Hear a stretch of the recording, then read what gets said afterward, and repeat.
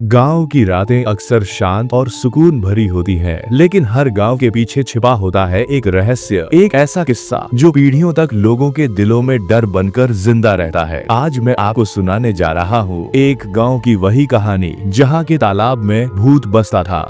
यह कहानी है मध्य प्रदेश के एक छोटे से गांव भैरमपुर की। गांव चारों तरफ से खेतों और घने पेड़ों से घिरा हुआ था। गांव के बीचों बीच एक बहुत पुराना तालाब था जिसे लोग काली सरोवर कहते थे। दिन में यह तालाब शांत और खूबसूरत दिखाई देता था, लेकिन रात के समय वहां से हमेशा अजीब अजीब आवाजें आती थीं। कभी पानी में हलचल, कभी औरतों के रोने की चीखें, तो कभी पायल की छन छन की आवाज। गाँव के लोग कहते थे इस तालाब में कोई इंसान नहीं बल्कि एक भूत रहता है। गांव के चौपाल पर कई बार लोग इकट्ठा होकर उसी तालाब की बातें किया करते। बेटा, वो तालाब कोई साधारण जगह नहीं है। कहते हैं बरसों पहले यहाँ एक युवती की लाश मिली थी जो कभी तैरकर बाहर नहीं निकली। तब से उसकी आत्मा वहीं भटकती है। मुझे तो कई बार रात में वहाँ से हंसी सुनाई दी है, जैसे कोई पानी के ऊपर बैठा हंस रहा हो। बच्चे और जवान लोग इन किस्सों को सुनकर डर जाते, लेकिन कुछ जिज्ञासु नौजवान इसे अफवाह मानते। गाँव में एक लड़का था सुरेश,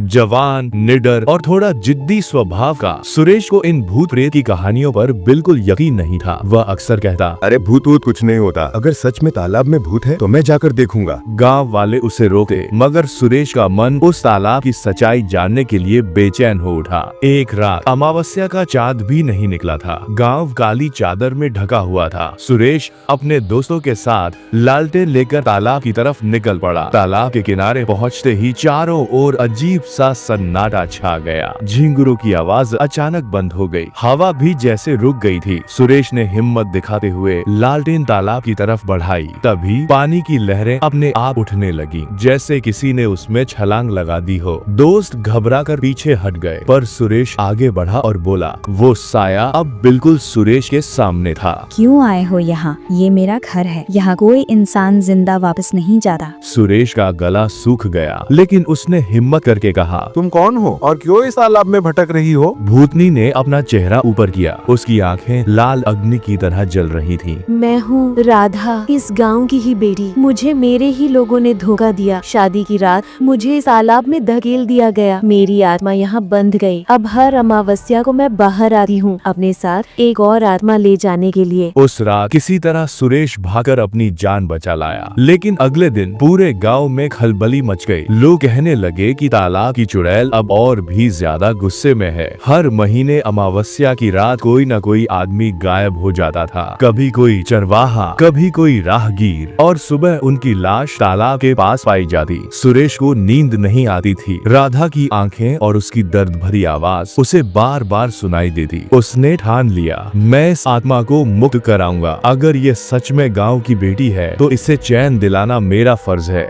सुरेश गाँव के पंडित हरिदास जी के पास पहुंचा। पंडित जी ने गहरी सांस ली और बोले, बेटा, ये साधारण आत्मा नहीं है, ये अभिशप्त आत्मा है। इसे मुक्त करने के लिए अगली अमावस्या की रात पूरे गांव को मिलकर हवन करना होगा। तुम्हें उस आत्मा से सीधे सामना करके उसका अधूरा सत्य जानना होगा। अगली अमावस्या की रात आ गई। गांव वाले तालाब के किनारे हवन करने लगे। मंत्रोच्चारण की गूंज से वातावरण कांप उठा। सुरेश अकेला लालटेन लेकर तालाब के बीच पहुंचा। तभी वही भूतनी फिर प्रकट हुई। उसकी चीखें और भी भयानक थीं।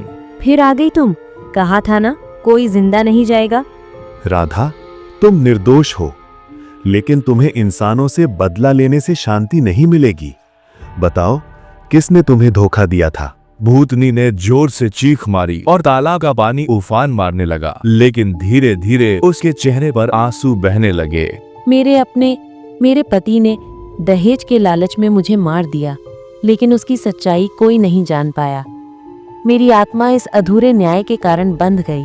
सुरेश ने पूरी बात गांव वालों को बताई। गांव के बड़े बुजुर्गों ने हवन में राधा की आत्मा की शांति के लिए प्रार्थना की। मंत्रोच्चारण के बीच अचानक तेज हवा चलने लगी। तालाब के बीच खड़ी भूतनी ने आखिरी बार चीख मारी और धीरे धीरे सफेद धुएं में बदलकर आसमान की ओर चली गई। तालाब का पानी शांत हो गया, आवाजें बंद हो गईं और चारों तरफ सुकून छा गया। उस दिन के बाद काली सरोवर फिर कभी भूतिया नहीं रहा। गाँव वाले मानते हैं कि राधा राधा की आत्मा को मुक्ति मिल गई। लेकिन आज भी जब अमावस्या की रात आती है, गांव के लोग तालाब की तरफ जाने से डरते हैं, क्योंकि कौन जाने वह आत्मा सचमुच मुक्त हुई या अब भी किसी और अमावस्या का इंतजार कर रही है।